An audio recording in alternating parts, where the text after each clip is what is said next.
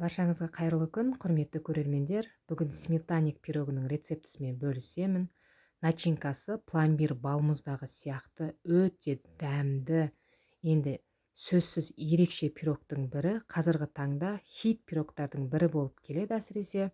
Тестасы песочный, кез келген қонақтарыңыздың жүрегін жаулайтын пирогтың бірі. Алдымен ыдысымызға сары майымызды салып аламыз, кейін оның үстіне жұмыртқа қосамыз. Және бірден қантымызды саламыз. Үшеуін жақсылап венчиктің көмегімен араластырамыз.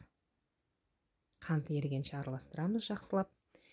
Кейін оның үстінен електен өткізілген ұнымызды қосамыз. Және қамыр қопсытқыш қосамыз.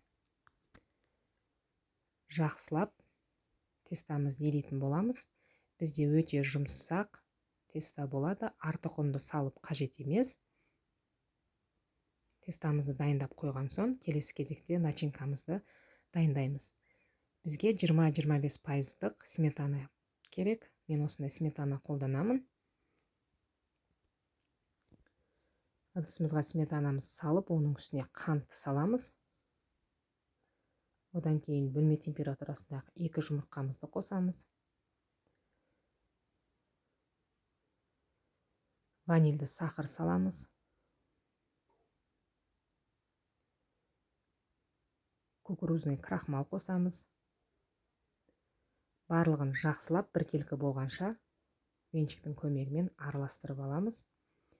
Енді дайын болған тестамызды формаға орналастырамыз.